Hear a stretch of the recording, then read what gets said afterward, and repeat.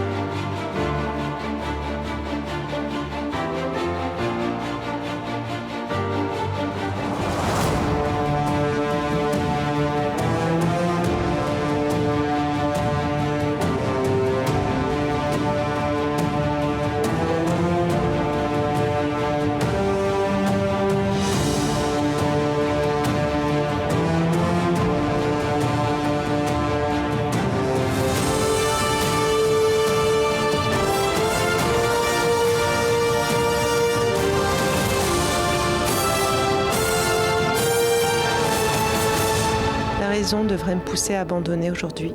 Mais j'ai déjà dû renoncer à mon rêve il y a 20 ans. Je n'y renoncerai pas une nouvelle fois, si proche de la déesse mère.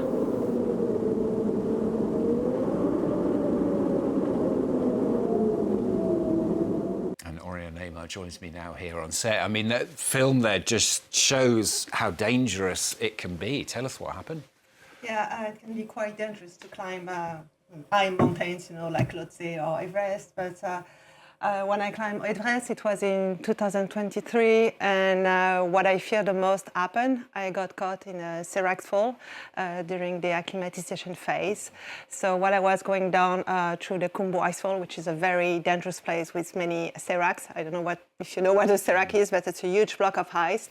And so while I was walking, huge blocks of ice just collapsed behind me, and I got hit by one of the seracs, so I almost died. And the chances to survive are very, almost non-existent. Yeah. But I survived. I'm here today. But I had to go to the hospital and spend some time at the hospital in Kathmandu. And finally, I decided to come back to the base camp and climb Everest. So, but that was, So hang on a minute. Let's get this order right. First of all, you have a really nasty accident, and then you decide to climb Everest. I came back. So I'm quite perseverant. But climbing Everest was a dream that I had for a very long time, and since the age of 23, this is when I saw Everest for the first time while I was in Tibet, and this dream never left me. I mean, despite my brain hemorrhage, because I also had a brain hemorrhage when I was 25 years old, and so I had to wait for almost 20 years before climbing Everest. So when this accident happened, when I found myself at the hospital, of course I was afraid, but I thought, okay, what do you really want? So, and the answer was clear. I wanted to come back to base camp and climb Everest, despite the trauma, because that was a trauma. I can imagine. I'm sure the question you get asked all the time, I'm going to ask it, is one word: why? Why? Of course, why? When I saw Everest for the first time in Tibet, first I had not planned to see Everest. I was going for a pilgrimage to Mount Kailash, which was very different. But in the end, I ended up at the base camp of Everest. And for me, that was more like a revelation, like nothing logical, nothing rational. I just told myself, that one day I would stand on the top of Everest. But, because of this brain hemorrhage, I had to wait for almost 20 years. But why? Everest is not a simple mountain for me. That's like local, they call it Chomolungma in the Tibetan language, or Sagarmatha, which means mother goddess of the world. And this is how I consider Everest. This is also like the mother goddess. So climbing Everest was just, it was not about performance. For me, it was just, it was more like, I like this word, like a pilgrimage, you know, you go for a pilgrimage. So, and that's why I decided to go on despite the accident, because it was more like a sacred path, you know, and an inner quest. That's why I decided to call one of the books, you know, like Quête d'une femme, the quest of a woman to the summit. But what is it that drives somebody to do that, do you think? I mean, you talk about an inner quest, but I mean, most people have an ordinary job. They go to work every day, they go home in the evening. You know, any thoughts of being able to do something like this is far from their minds. Yeah, as I said, you know, it's more like a spiritual quest, you know, and it's very much connected to what happened to me in India when I was 25 years old. I had this brain hemorrhage near the tomb of a woman saint called Ananda Mahima, which means the mother, also the mother of joy. And she was considered as an avatar, an incarnation of the divinity, you know, for Hindu people. And everything is very connected to the mother goddess in my life, and that's why I decided to climb Everest. And that's why, despite the accident, you know, and the Serac fall was not the only accident I got. There were many other problems, but that's why I decided to go on, you know, and that's why I have this inner strength, you know, within me, and that keeps me going. So it's almost like the brain hemorrhage was a pointer, if you like, for you to carry on, I suppose.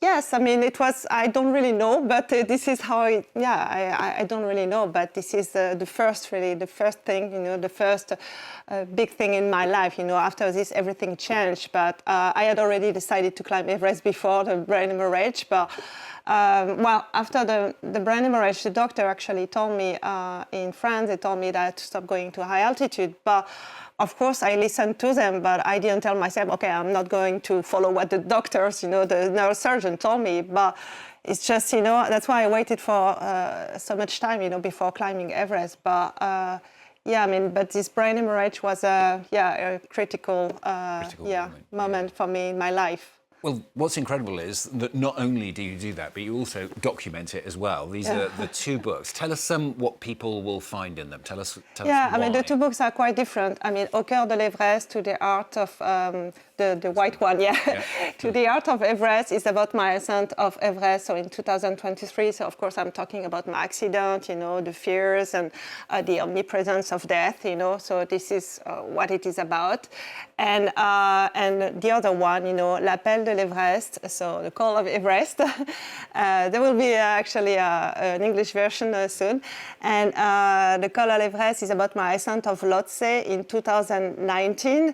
And Lhotse was more like, so Lhotse is the summit near Everest. It's 8,516 meters, so that's like the neighbor of Everest. And that was for me like a kind of preparation for Everest, you know. So that's why I decided to climb Lhotse before. But in this book, which is the latest one, L'appel de l'Everest, I'm talking a lot about my experience as a woman, because I was the only woman among like 25 to 30 men, and so that was not very easy. So really... Does that make it harder then?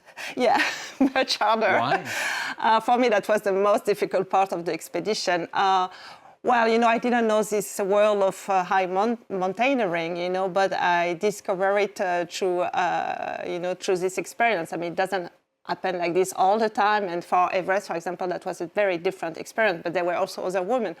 But as a woman, yeah, it was difficult because, well, some of them, they kept diminishing me, you know, and they probably thought that I would not make it. But in the end, you know, I think there was some kind of jealousy and some kind also of misogyny. And so that was very, it's a very small world, you know, and I think, I mean, women are still struggling, you know, to get, you know, a place on the top, but it's quite difficult. And now you see more women, and like I saw for Everest, there are more women, but it's still difficult. Yeah. Writing a book involves sitting down, I imagine. Exactly. Spending a lot of time at a desk. I mean, it's completely different, isn't it, to what you do the but rest I of the love time. writing. I was going to say, why the writing as well? Because it's another big passion, isn't it? Yeah, exactly. But I wrote other books before, and actually I have a PhD in religious studies, and I specialize in Hinduism. So before writing this book, I also wrote in the academic field, and I wrote a book in called It's about Orianne Aymard, you know, when a goddess dies, with Oxford University Press in New York. And that's why my first book, you know.